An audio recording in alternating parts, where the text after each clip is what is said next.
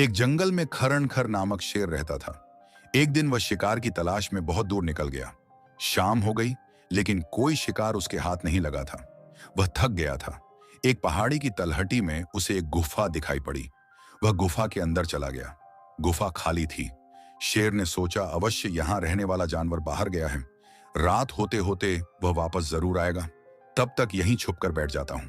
जब वह जानवर स्वर लौटेगा तो उसे मारकर खा जाऊंगा और अपनी भूख मिटा लूंगा। वह गुफा में एक कोने में छुपकर बैठ गया।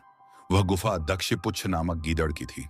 जब वह लौटा तो देखा कि शेर के पंजों के निशान उसकी गुफा के अंदर जा रहे हैं, लेकिन बाहर आते हुए पंजों के निशान उसे दिखाई नहीं पड़े।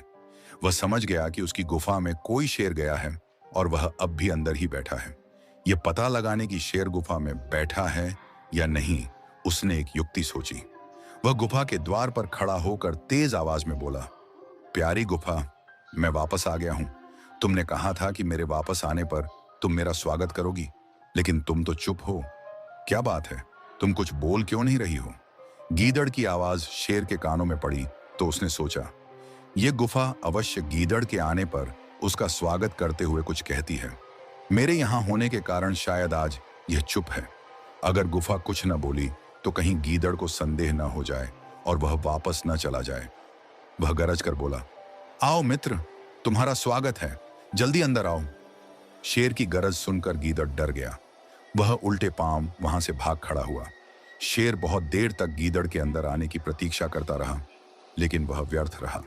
कुछ देर में उसे समझ आ गया कि गीदड़ उसे मूर्ख बनाकर भाग गया। उसे अपनी मूर्खता पर बहुत क्रोध आया, किंतु अब देर हो चुकी थी। वह पछताने लगा।